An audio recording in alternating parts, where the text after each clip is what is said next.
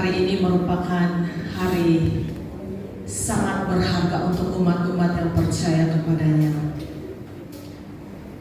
Karena begitu besar kasih Allah akan dunia ini, sehingga Ia telah mengaruniakan anaknya yang tunggal, supaya setiap orang yang percaya kepadanya tidak binasa, melainkan beroleh hidup yang kekal.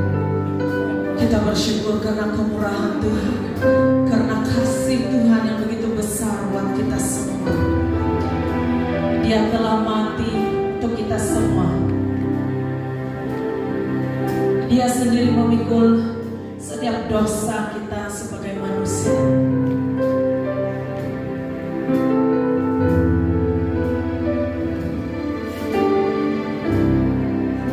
Setiap dosa manusia itu telah lunas dibayar di kayu salib. Mari jemaat Tuhan, kita persiapkan hati kita. Kita memperingati karya yang terbesar yang telah dilakukannya di kayu salib untuk setiap saya dan saudara. Mari jemaat Tuhan, saya ajak semua berdiri. Kita menyembah Tuhan. Kita bersyukur karena kemurahan Tuhan, kebaikan Tuhan, kasih setia Tuhan yang tidak berkesudahan dalam hidup kita. Tidak ada kata-kata yang dapat kita ungkapkan selain hati yang sungguh-sungguh menyembah dan katakan syukur dan terima kasih buat kasih-Nya yang tidak pernah kita temukan dimanapun selain di dalam Yesus. Haleluya.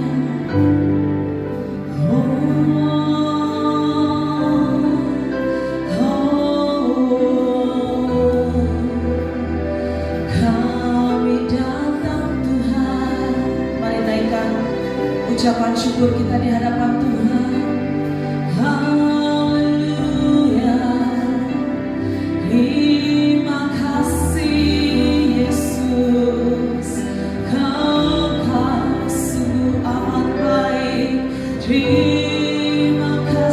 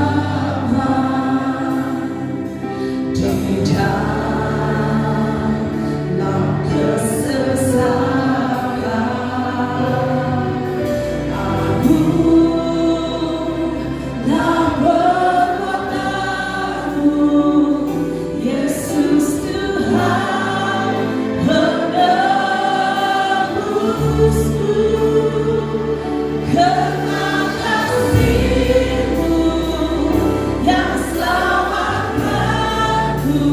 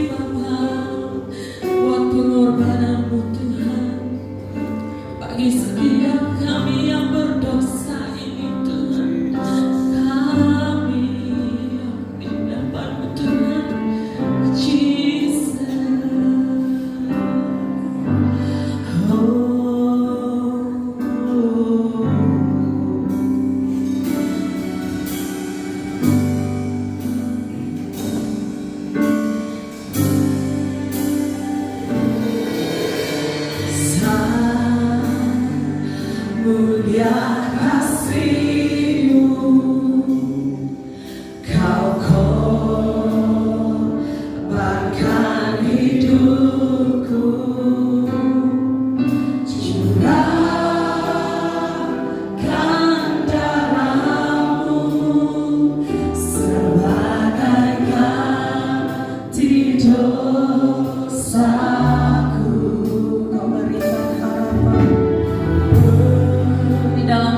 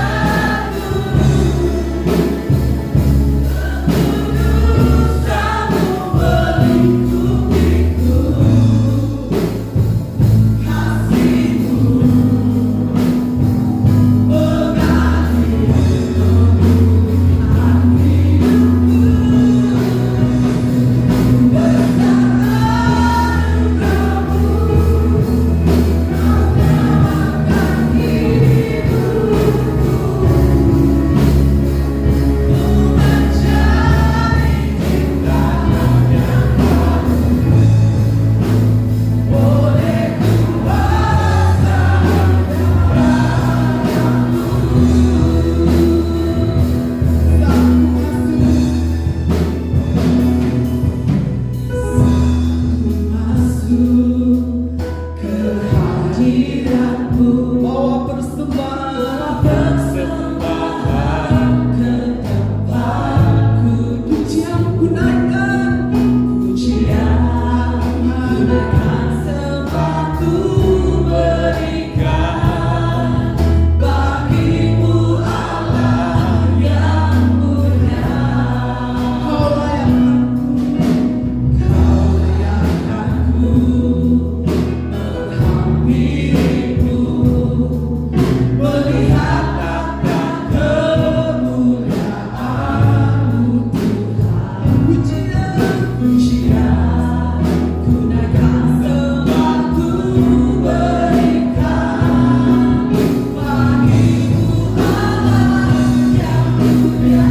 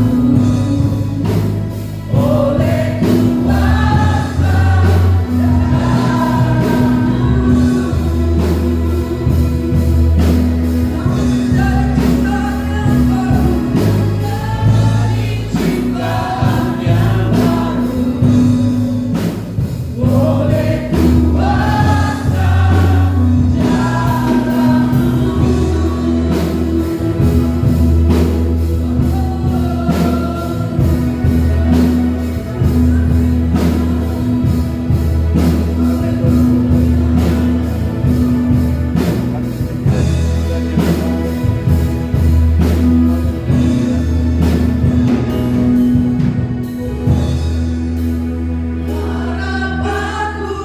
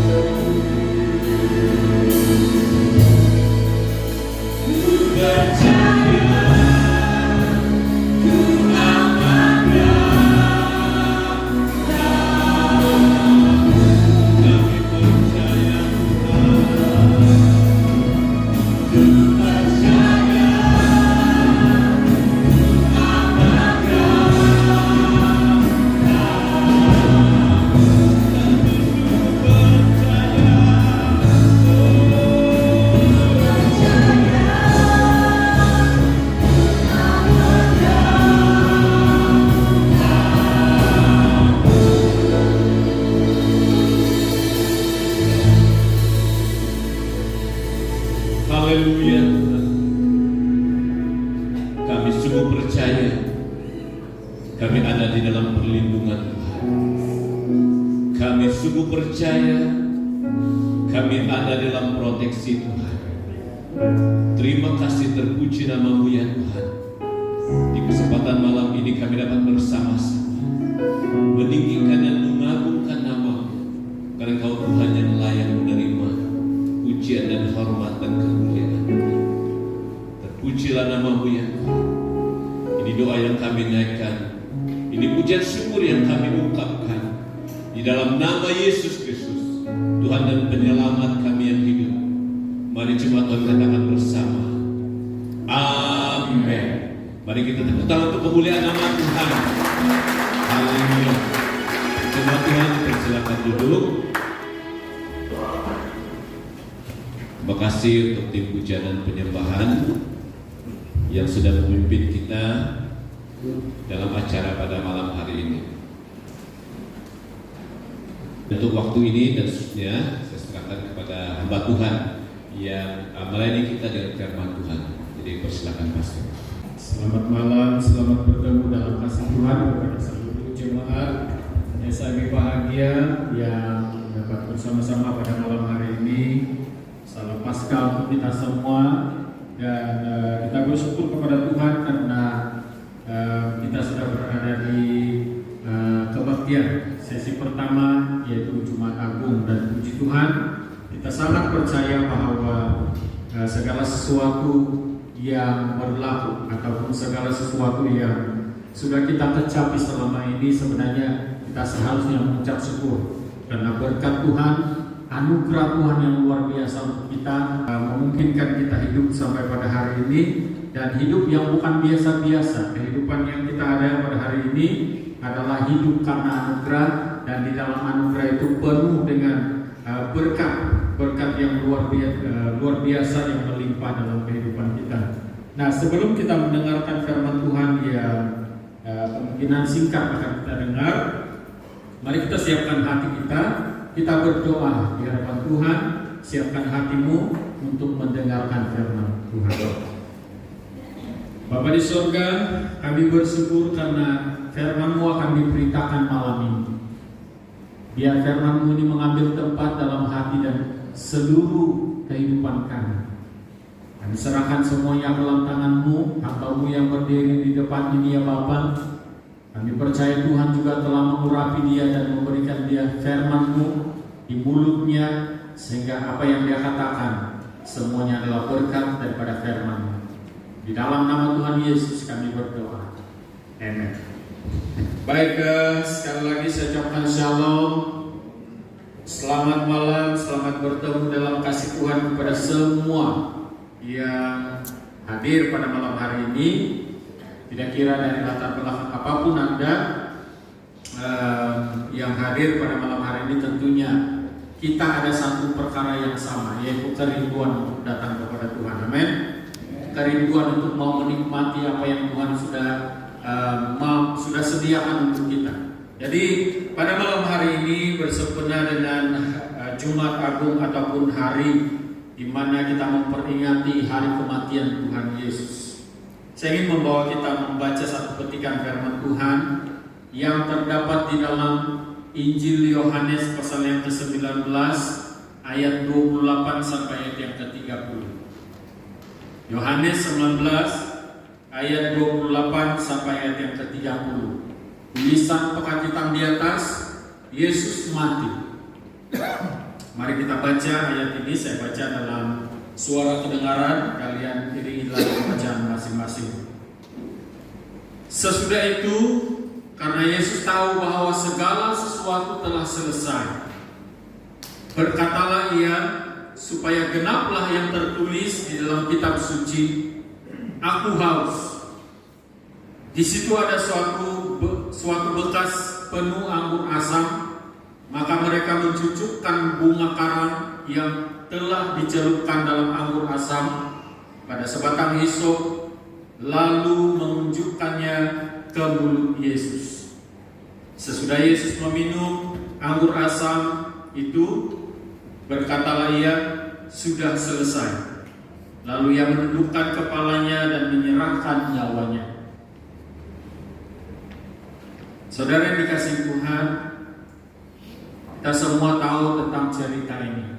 Dan cerita ini bukan cerita rekaan, bukan cerita kosong, atau bukan kononnya. Kalau kononnya itu boleh kita ragukan. Dan kalau cerita ini hanya ditulis ataupun dinyatakan oleh sepihak saja, sebelah pihak saja, ini mungkin boleh diragukan. Tetapi kalau kita merujuk sejarah dunia, karya penyelamatan Tuhan Yesus Kristus di atas kayu salib ini adalah suatu titik permulaan di mana sejarah dunia telah berubah. Sejarah dunia telah berubah dan segala sesuatu berubah. Buktinya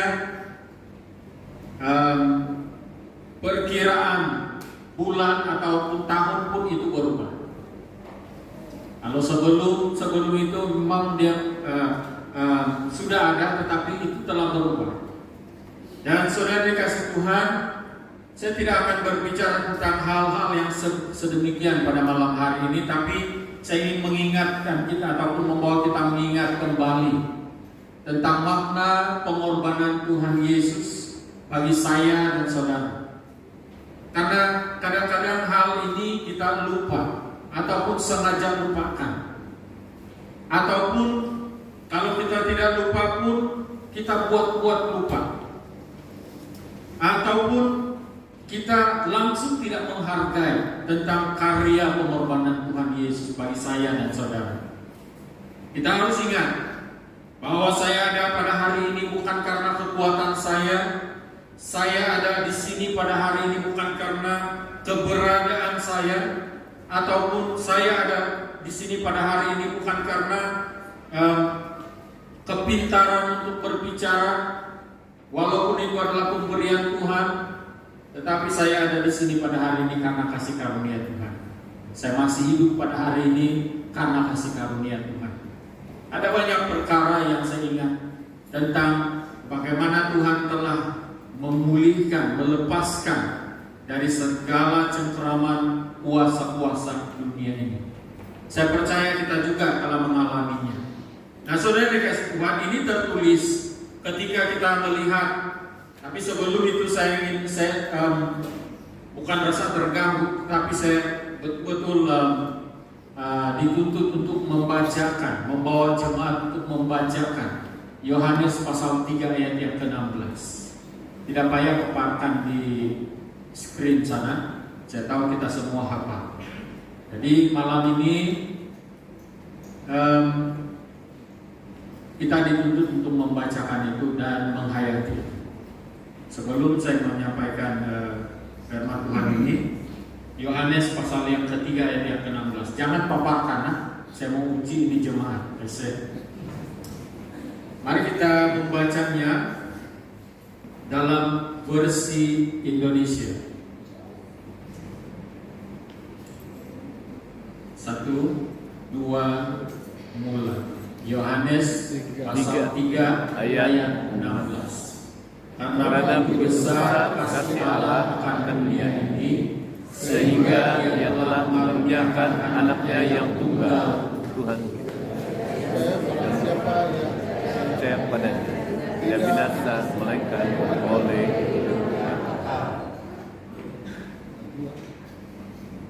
sekali lagi kita baca. 1, 2, 3. Yohanes pasal 3 ayat 16. karena begitu besar kasih Allah akan dunia ini, sehingga Ia telah mengaruniakan anaknya yang tunggal, supaya setiap orang yang percaya kepadanya tidak binasa, melainkan beroleh hidup yang kekal. Baik, saya hampir tersasul tadi. Anaknya yang tunggal Tuhan kita, itu yang saya terdetik dalam pikiran saya. Tapi tidak apa, itu bukan tidak benar. Jadi itu merupakan tuntutan dalam hati saya sejak beberapa waktu ini. Dan sebentar tadi saya melihat, saya tidak tahu, ada orang yang tidak percaya dengan penglihatan-penglihatan, ada orang percaya yang ragu, orang yang ragu-ragu tentang penglihatan, tetapi secara pribadi saya melihat satu buku terbuka, itu buku berwarna biru menyala, dan bukan dia biru-biru kebiru-biruan, tapi dia menyala. Dan di buku itu tercatat, bacakan Yohanes pasal 3 ayat 16. Nah, itu tertulis di sana. Jadi saya balik-balik, saya katakan sama Tuhan, betul kayaknya. Nah, ini ragu. Tapi bacakan ini. Tidak mungkin iblis akan memberikan ayat itu, karena ayat itu merupakan ayat yang sangat-sangat ditakuti oleh iblis. Karena orang-orang yang mengamalkan ataupun membacakan ataupun menghidupi ayat itu, dia akan mendapat keselamatan. Dia akan memperoleh keselamatan yang daripada Tuhan, yang Tuhan sudah janjikan. Apa yang dinyatakan dalam Yohanes 3 ayat 16 di sana dikatakan, karena begitu besar kasih Allah akan dunia ini, sehingga Dia telah memberikan anaknya yang satu-satunya, anak yang tunggal, supaya setiap orang yang percaya kepadanya, tidak binasa, melainkan memperoleh, memiliki, ataupun dijanjikan dengan hidup yang kekal. Hidup yang kekal berarti hidup di surga lah. Jadi saudara dikasih Tuhan, itu perlu kita hayati dalam kehidupan kita hari demi hari. Kalau kita gagal dalam menghayati ayat itu, saya pun kurang pasti apa kedudukan iman kita sebenarnya. Tetapi orang-orang yang menghayati ayat itu ataupun menghayati firman Tuhan ini, tidak hanya jadikan dia sebagai ayat hafalan.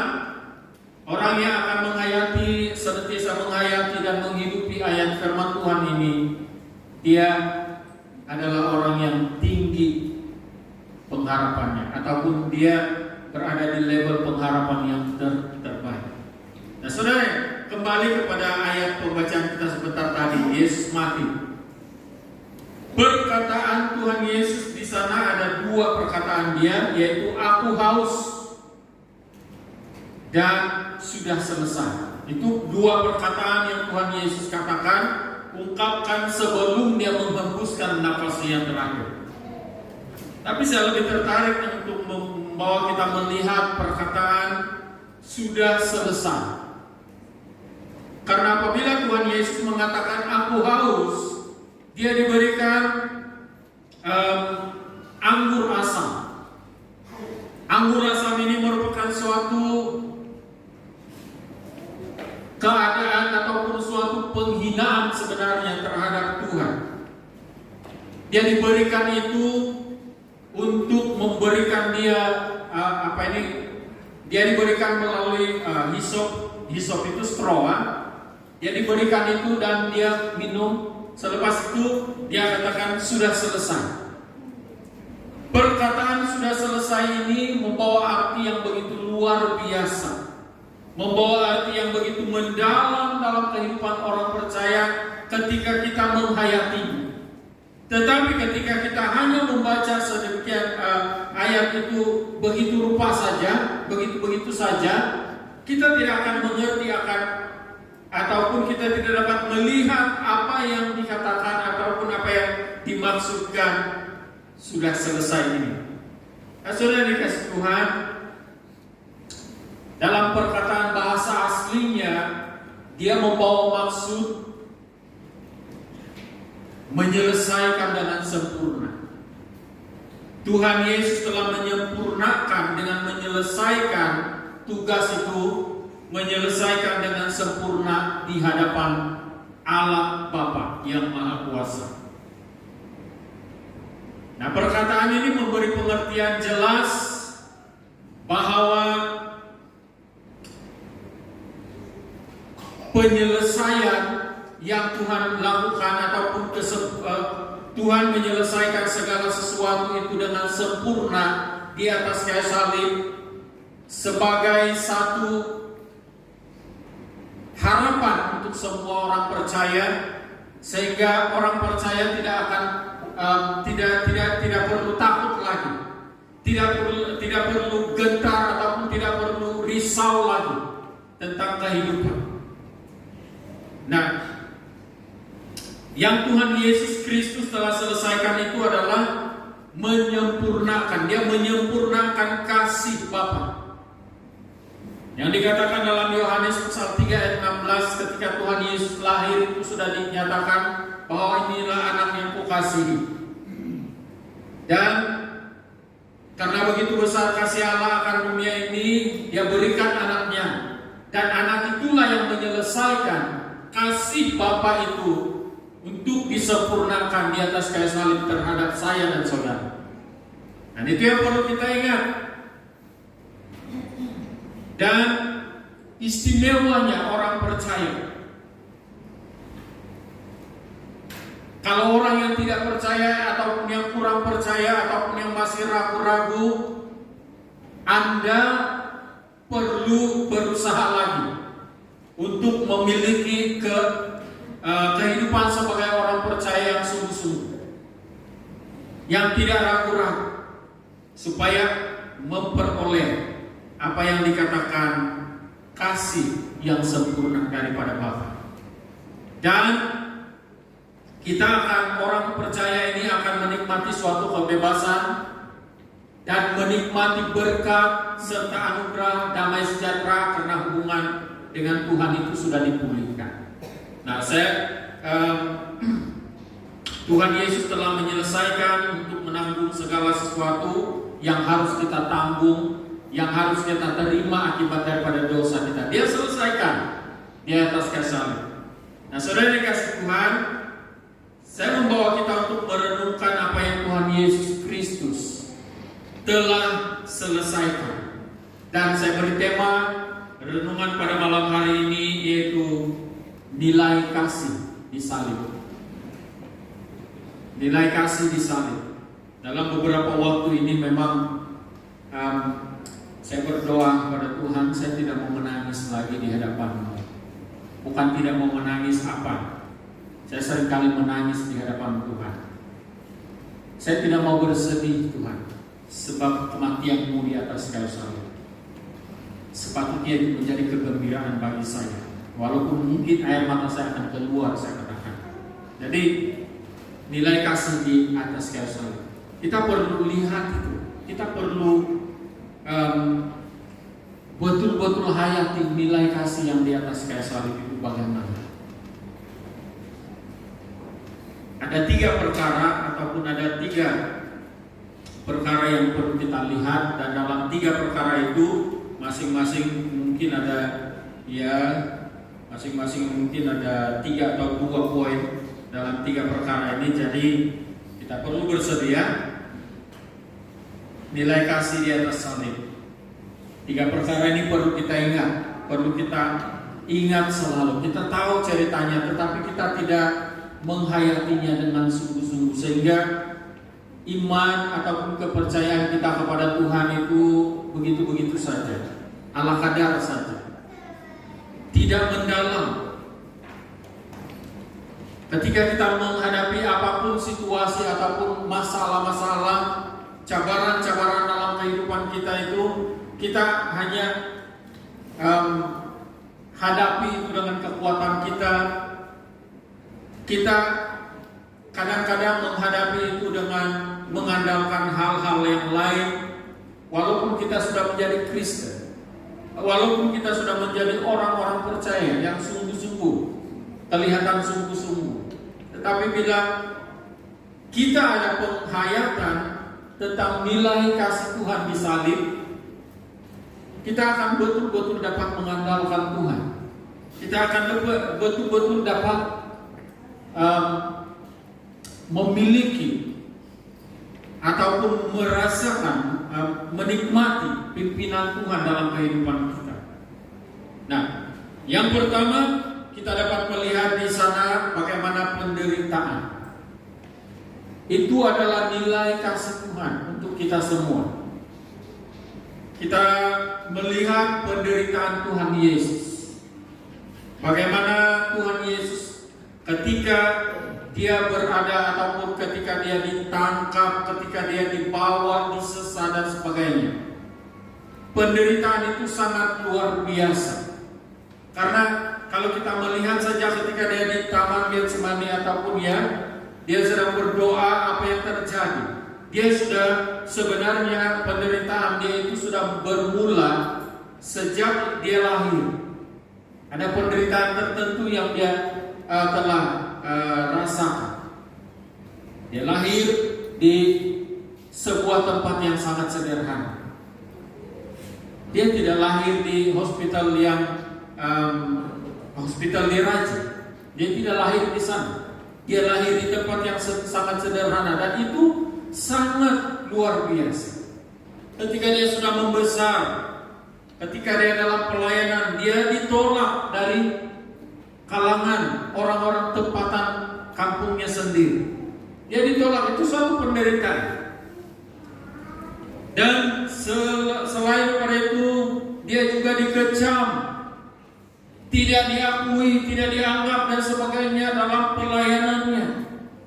Walaupun dia memberitakan damai sejahtera kepada semua orang, walaupun dia memberitakan kehidupan, memberikan cara hidup yang terbaik, contoh yang terbaik pun dia ditolak, dikecam. Nah, jadi penderitaan itu bermula di situ. Kita dapat melihat ketika dia sedang berlutut berdoa kepada Tuhan, dia katakan, Bapa, jika sekiranya cawan ini berlalu daripadaku. Dan pada waktu itu peluh yang keluar dari tubuhnya itu bercampur dengan darah karena pembuluh darahnya dikatakan pecah. Dan itu diakibatkan dari rasa tekanan depresi yang begitu luar biasa, yang sangat kuat. Belum ada manusia yang menghadapi situasi seperti itu. Nah, itu merupakan penderitaan. Dan selain daripada itu, dilanjutkan lagi penderitaannya, dia ditangkap. Ketika dia ditangkap, siapa yang bersama-sama dengan dia? Siapakah murid-murid yang bersama dengan Tuhan Yesus ketika dia ditangkap dan diheret? Ini yang menyedihkan saya sebenarnya. Sangat pilu hati saya mengingat. Siapa yang bersama-sama dengan dia ketika dia ditangkap dan diheret? Tidak ada. Ini penderitaan.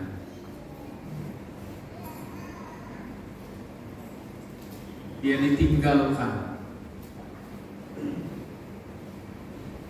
Ketika Tuhan Yesus berdepan dengan cabaran yang begitu luar biasa, para muridnya meninggalkan dia.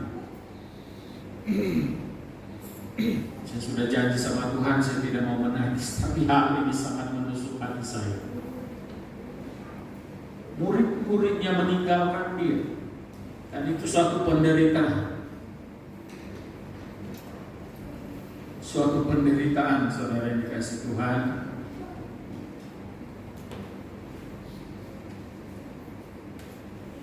Dan penderitaannya juga tidak berakhir di sana. Ketika para muridnya, bayangkan kalau seorang yang begitu dikagumi mula-mula, bila dia menghadapi masalah, semua orang yang ada di sekelilingnya meninggalkan dia tanpa melihat menoleh dia lagi. Itu kan satu penderitaan. Tuhan Yesus menderita hal itu, tapi dia tahu itu tujuan hidup dia, untuk menebus, untuk menyelesaikan, supaya kita tidak semenderita seperti itu.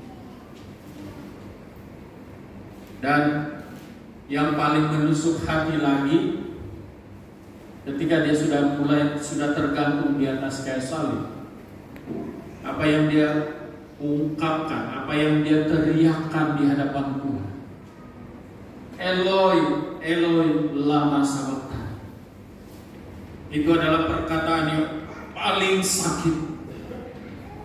Luar biasa penderitaan itu sebenarnya. Sakit yang dipaku di atas kayu salib itu tidak sesakit teriakan Tuhan Yesus. Itu saya punya gambaran. Karena pada waktu Tuhan Yesus berteriak, Eloi, Eloi, lama sabachthani. Allahku, Allahku, mengapa engkau meninggalkan aku? Dia katakan. Tuhan sebenarnya tidak meninggalkan dia.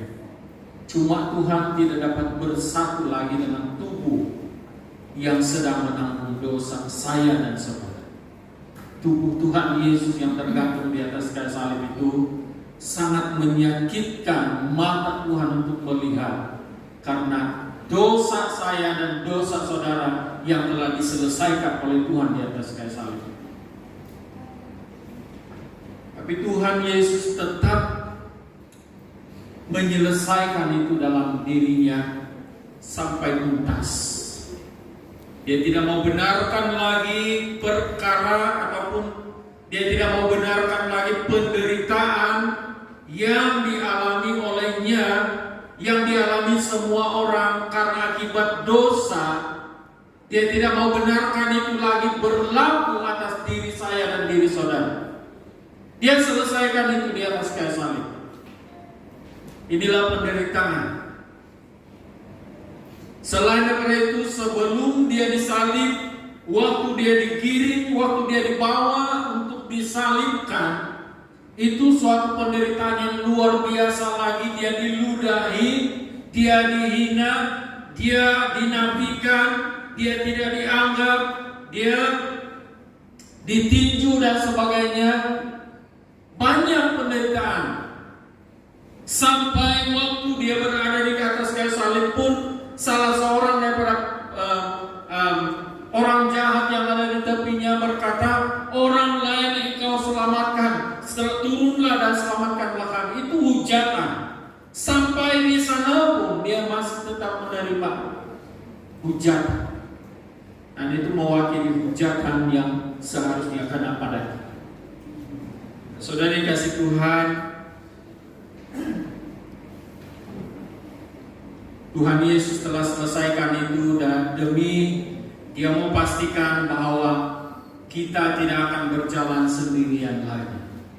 Karena Tuhan Yesus berkata, aku berserta dengan kamu. Dan saudara dikasih Tuhan, diludahi, dihina, dinafikan, tidak dianggap, itu sudah diselesaikan oleh Tuhan. Sudah selesai, dia katakan. Saudara, saya percaya kita juga kadang-kadang terpikir dengan hal seperti ini.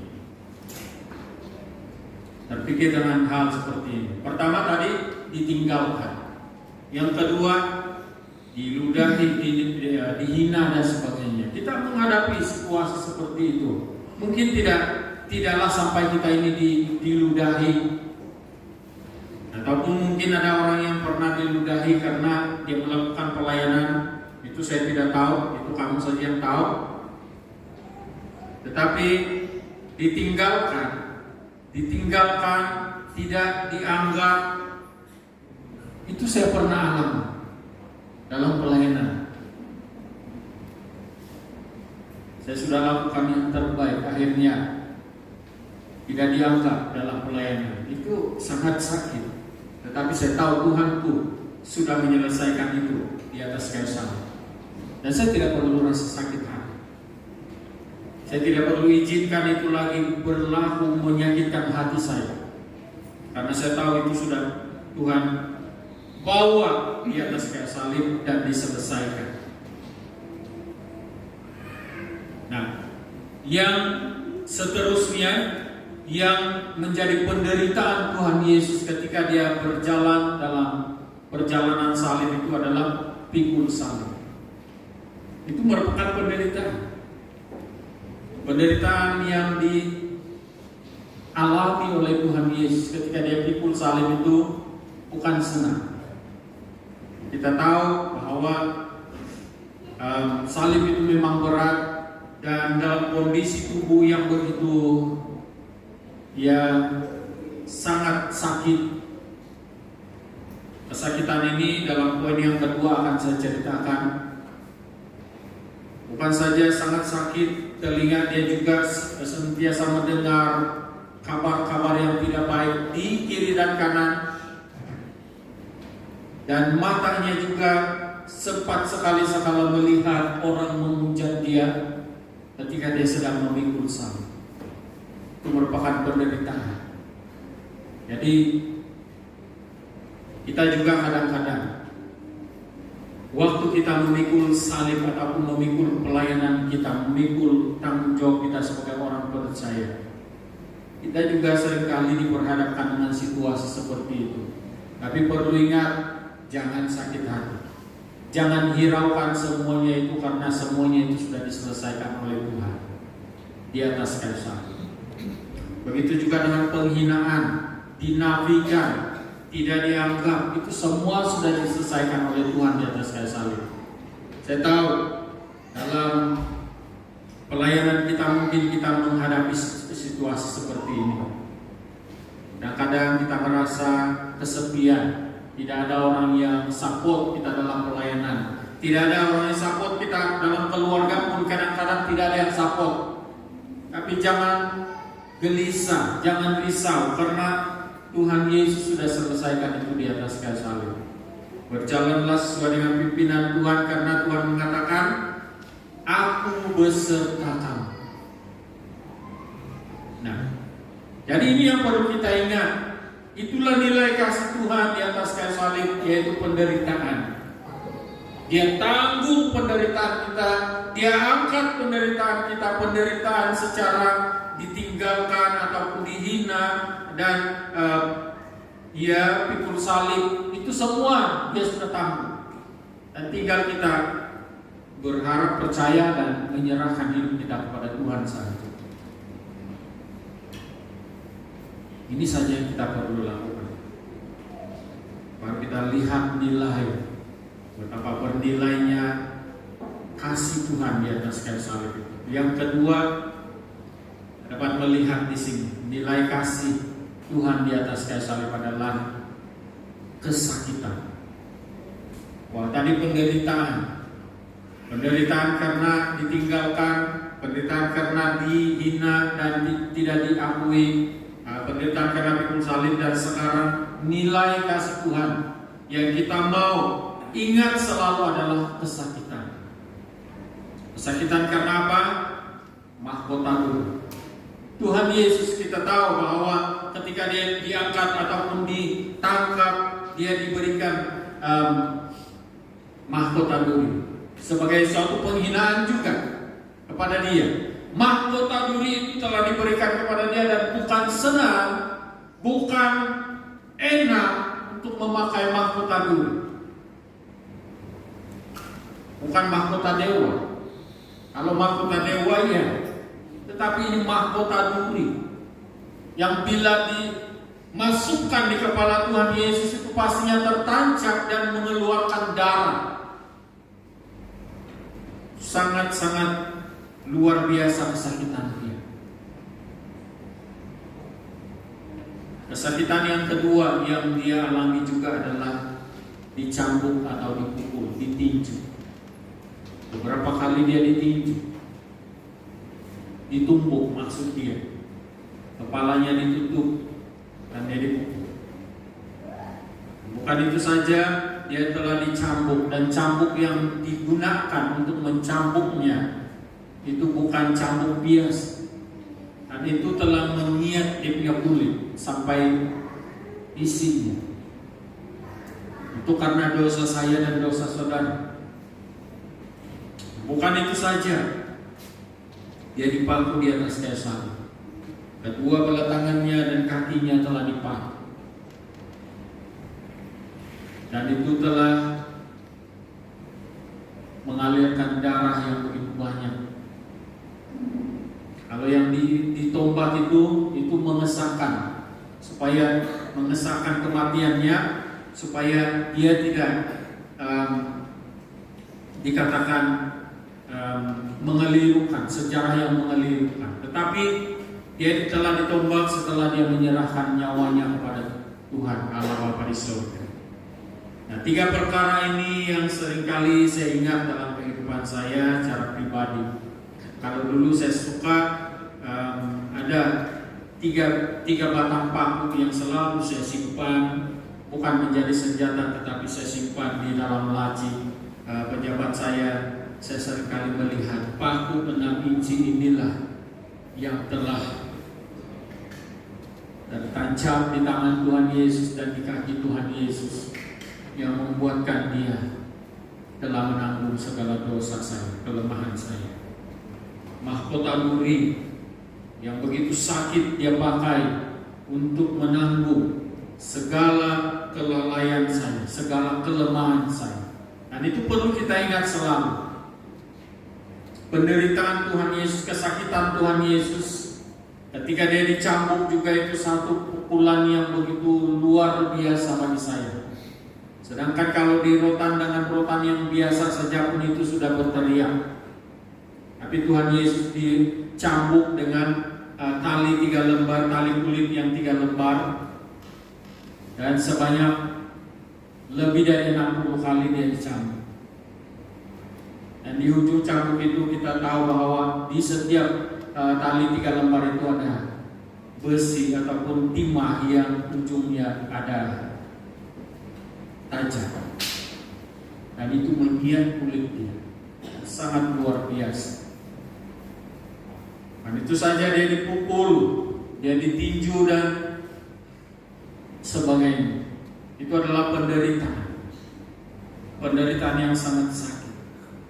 Tidak mungkin ada orang yang boleh tahan dengan situasi seperti itu. Kalau kita melihat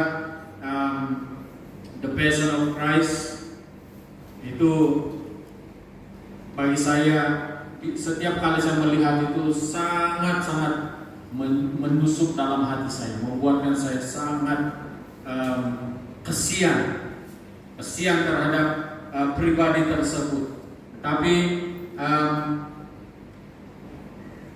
saya rasa lebih daripada yang begitu Tuhan Yesus telah menderita untuk saya. Jadi tiada alasan untuk saya mau kecewa lagi tentang bagaimana Tuhan Yesus menebus saya dari dosa. Tiada alasan bagi saya untuk mau kecewa lagi bagaimana kehidupan saya pada hari ini, semenderita macam manapun, sakit macam manapun yang saya alami, yang orang mungkin lakukan dengan saya itu tidak sesakit dengan apa yang Tuhan Yesus telah lakukan untuk saya, dan dia sudah selesaikan itu di atas kayu salib. Jadi saudara yang dikasih Tuhan, jangan karena kita dicakap-cakap dari luar, kita dicakap-cakap dari belakang, kita sudah tolak Tuhan, kita sudah tidak lagi percaya kepada Tuhan. Orang lain yang bercakap, Tuhan yang kita persalahkan. Kadang-kadang begitu. Saudara, itu sudah diselesaikan oleh Tuhan di atas kayu salib. Kalau orang bercakap, orang mengata, kita tidak perlu ambil hati. Kalau saya tidak ambil hati, saya tidak peduli. Orang kata apa sekalipun, orang cakap apapun, orang perkatakan saya ini apa sekalipun, itu terserah dengan mereka mau kata apa. Karena saya tahu apa yang saya lakukan, selama saya melakukan kebenaran yang Tuhan percayakan itu saya lakukan, saya tetap melakukan apa yang Tuhan mau. Dan saya tidak perlu bimbang kalau orang perkatakan tentang itu dan ini, itu terserah dengan orang lain. Karena kalau saya mau sakit hati berarti tidak sia-sia Tuhan Yesus mati di atas kayu salib bagi saya. Tapi karena Tuhan Yesus sudah mati di atas kayu salib menyelesaikan, sudah selesai dia katakan, maka ya itu semua sudah selesai. Tidak perlu simpan dalam hati lagi. Dia dipaku di atas kayu salib itu bukan sesuatu yang mudah. Dan itu tidak dibius. Orang lain bilang itu dibius, tapi saudara-saudaranya itu tidak dibius. Buat apa Tuhan Yesus mau berbohong di atas kayu salib? Nah, ini semua Tuhan Yesus lakukan, telah selesaikan untuk menanggung hukuman kita karena dosa kita. Ini semua Tuhan Yesus telah selesaikan di atas kayu salib sehingga kita tidak lagi akan menerima hukuman. Kita tidak akan menerima hukuman lagi daripada Tuhan. Tetapi perlu ingat, bukan semua orang yang berseru kepada Tuhan, Tuhan itu dapat masuk dalam kerajaan surga, kata Tuhan. Selain daripada mereka yang benar-benar berserah kepada Tuhan, yang benar-benar berserah kepada Tuhan, yang benar-benar menyerahkan hidupnya kepada Tuhan, yang percaya, menyerahkan, bahkan melakukan apa yang Tuhan kehendaki dalam kehidupan mereka. Itulah yang mendapat apa yang dijanjikan oleh Tuhan. Saudara yang kasih Tuhan, tidak perlu bimbang, karena kita sudah baca tadi Yohanes pasal 3 ayat 16, berarti kita percaya dan terima Dia sebagai Tuhan dan Juru Selamat, baru kita ada kehidupan. Yohanes 14 ayat 6 dan ayat yang ke-7 kita dapat lihat di sana apa yang dikatakan oleh Tuhan Yesus, yaitu percaya dan mengenal Dia. Kalau kita percaya dan mengenal Dia, kita akan tahu, kita akan dapat masuk ke dalam kerajaannya, kerajaan surga. Yohanes 15 ayat 1 sampai 8. Kita dapat lihat di sana apa yang dikatakan oleh firman Tuhan. Percaya dan tinggal di dalam Tuhan Yesus, dan Tuhan Yesus tinggal dalam kehidupan kita, dan firman-Nya menuntun kita. Dan juga kita menjadi pendengar dan pelaku firman Tuhan yang setia. Itu yang melayakkan kita ataupun menjadikan kita sebagai orang percaya yang mendapat keselamatan, mendapat damai sejahtera yang sesungguhnya Tuhan sudah sediakan untuk kita. Jadi kadang-kadang ramai orang yang mengatakan, oh saya sudah Kristen, hari ini saya sudah Kristen, sudah menjadi orang Kristen, saya sudah percaya kepada Tuhan Yesus. Tetapi dia tetap berdiam, dia tetap tidak melakukan apa-apa dalam kehidupan dia. Berdoa ya berdoa, tetapi tidak melakukan apa-apa. Nah, apakah itu mendapat tempat di hadapan Tuhan? Belum tentu. Jadi saudara yang dikasih Tuhan, dikatakan percaya dan terima Tuhan, percaya dan kenali Dia dengan lebih dalam, percaya dan tinggal di dalam Dia, jadi pendengar dan pelaku firman Tuhan dengan setia. Itu adalah cara kita menerima janji Tuhan yang terbaik, yaitu keselamatan yang Dia janjikan. Jadi saudara yang dikasih Tuhan, ingat kesakitan-kesakitan yang kita alami, baik kesakitan secara dalaman, kesakitan hati, disakiti, dizalimi kata orang, kita tidak perlu takut lagi untuk menghadapi semua itu. Memang hati ini sakit. Ketika kita disakiti hati, ketika kita dizalimi, ketika kita mungkin dipukuli juga, itu sangat sakit. Tetapi ada satu pribadi yang senantiasa memberikan penyembuhan, memberikan kelegaan, memberikan damai sejahtera penghiburan, yaitu Tuhan Yesus yang sudah menyelesaikan semua kesakitan kita di atas kayu salib, dan juga kesakitan secara tubuh, secara jasmani. Ya, kadang-kadang ada orang yang mengatakan, oh saya sudah didoakan, bertahun-tahun saya sudah didoakan, tapi saya belum sembuh. Nah, mungkin ada maksud Tuhan untuk kamu tidak sembuh. Jangan memaksa diri. Mungkin ada maksud Tuhan untuk kamu tidak sembuh. ataupun mungkin kamu tidak akan sembuh sampai pada kesudahannya. Itu masuk rencana Tuhan. Tapi kadang-kadang kita mulai kecewa. Oh, saya tidak sembuh, walaupun didoakan oleh pastor, walaupun didoakan oleh penetua, saya tidak sembuh. Masalah saya tidak selesai, walaupun didoakan oleh pastor. Macam mana ini? Nah, saudara dikasih Tuhan, kenapa hal itu berlaku? Karena iman yang ada pada waktu itu hanya iman pastor, hanya iman para penetua. Imanmu tidak ada. Itu yang menyebabkan kamu tidak sembuh. Itu yang menyebabkan masalah kamu tidak selesai. Sebab kamu tidak mau selesaikan itu dalam diri kamu. Sebab kamu tidak menganggap bahwa Tuhan Yesus mengatakan sudah selesai di atas kayu salib. Kamu belum selesai. Kamu belum selesaikan masalahmu. Itu sebabnya kamu tidak selesai masalah.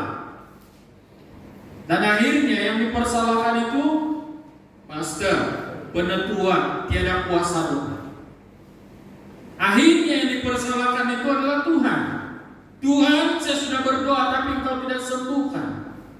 Paulus tidak sembuh dalam penyakitnya dan dia tidak salahkan Tuhan. Jadi saudara dikasih Tuhan, beriman itu, percaya kepada Tuhan itu harus sungguh-sungguh. Ini perlu kita ingati selalu. Kalau Anda mau supaya masalahmu selesai seperti mana yang Tuhan Yesus sudah selesaikan di atas kayu salib, berserah kepada Tuhan dan selesaikan masalahmu dengan, kalau masalah itu masalah dengan keluarga, selesaikan dengan keluarga. Kalau masalah itu dengan masalah kepimpinan dalam gereja, selesaikan itu dalam masalah kepimpinan gereja. Selesaikan itu, jangan simpan-simpan. Mesti berani mengakui, mesti berani datang dan minta maaf. Seperti Tuhan Yesus. Kalau tidak, sampai kedatangan Tuhan Yesus yang kedua kali pun engkau tidak akan menghadapi penyelesaian. Yang ketiga, kita perlu ingat nilai kasih Tuhan dalam di atas kayu salib adalah tadi kesakitan, dan yang ketiga adalah nilainya dia telah lunas bayar dengan darahnya. Harga yang lunas dibayar dengan darah Tuhan, dengan darah Tuhan dan dengan kematiannya. Darah Tuhan seperti yang kita tahu bahwa darah Tuhan yang mengalir di atas kayu salib itu adalah darah yang menguduskan, yang menyucikan, yang membersihkan kita dari segala dosa kita, membersihkan kita dari segala kekotoran pikiran, perasaan dan perbuatan kita. Itulah nilai kasih Tuhan di atas kayu salib. Dia darahnya sendiri yang dia berikan, bukan darah domba ataupun lembu sapi. Karena dalam perjanjian lama itu yang dipakai. Paling miskin pun ya burung. Tetapi Tuhan tidak memakai semua itu. Dia ambil dirinya sendiri, darahnya sendiri sebagai pengudusan jemaat ataupun orang percaya. Sehingga dia katakan sudah selesai, berarti kita sudah selesai dikuduskan, disucikan, dibersihkan dari segala noda dosa. Tapi firman Tuhan katakan, kamu sudah dibersihkan oleh firman Tuhan. Kamu sudah dicuci, kamu sudah dibersihkan oleh kuasa darah Yesus. Tapi besok-besok kembali lagi pada dosa. Besok-besok kembali lagi pada dosa. Kenapa kita kembali dan kembali kepada dosa? Karena kita tidak menghargai kasih Tuhan yang sesungguhnya dalam hidup kita. Jadi saudara dikasih Tuhan, ingat, darah yang mengalir itu bukan sesuatu yang murah.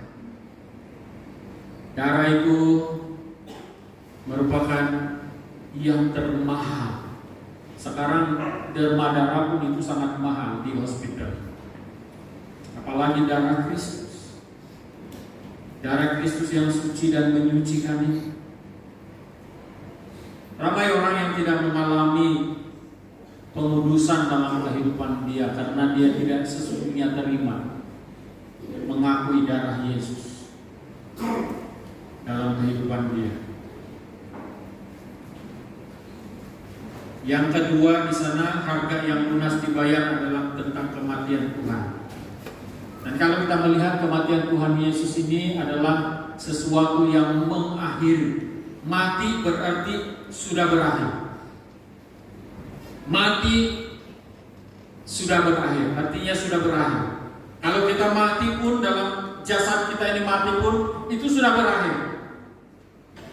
Tapi lain di manusia, kalau dia tabiat dia bagus, ya dia sampai sekarang pun masih diperkatakan, oh kalau dulu siang masih hidup begini, bagus betul dia. Itu kalau bagus. Tapi kalau dia dibuat mencuri, dulu dia ini begini, pencuri nomor 1 begini, penjahat nomor 1, nama dia masih disebut-sebut, padahal sudah mati. Nah, dalam kondisi kematian Tuhan Yesus itu telah mengakhiri segala sesuatu. Itu artinya dia katakan sudah selesai. Kematian Tuhan Yesus telah mengakhiri segala sesuatu, mengakhiri keluh kesah kita dan membukakan lembaran baru, yaitu gerbang baru dan hubungan yang baru dengan Tuhan Sang Pencipta. Dia telah mengakhiri segala sesuatu yang merupakan hukuman bagi kita di dalam kematian dia. Ketika dia mati menyerahkan hidupnya ke tangan Tuhan seperti yang kita baca tadi, sudah selesai. Berarti dia selesaikan segala sesuatu, sudah dia bawa dalam kematian, tidak akan membukakan lagi pintu hukuman bagi manusia. Bahkan dia telah memberikan kehidupan yang baru kepada setiap orang percaya yang datang kepadanya, yang menerima dia, yang menghidupi apa yang dia kehendaki. Dia akan menerima kehidupan yang baru. Kehidupan yang baru di bumi ini, kehidupan yang baru sewaktu kita masih berada di muka bumi ini, dan kehidupan yang sempurna, yaitu kehidupan yang kekal di sorga nanti bila kita berada di sana. Nah, saudara kasih Tuhan, ini perlu kita ingati selalu. Nilai kasih Tuhan yaitu dia telah lunas membayar dengan darahnya, menguduskan kita, menyucikan kita, dan menjadikan kita bahan. Dan kematiannya telah mengakhiri segala sesuatu yang kita alami, yaitu penderitaan, kesakitan, dan sebagainya telah diakhiri di sana. Itulah maksud perkataan sudah selesai. Dan sudah selesai.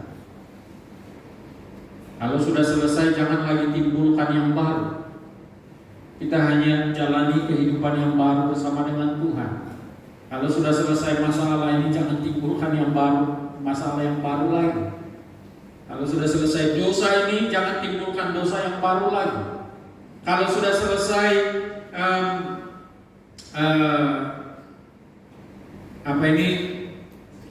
penderitaanmu yang lama, jangan timbulkan penderitaan yang baru lagi.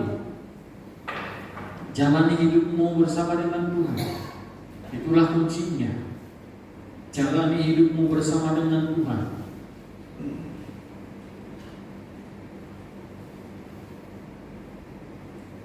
Saya boleh katakan ini karena saya sendiri melakukan hal seperti ini.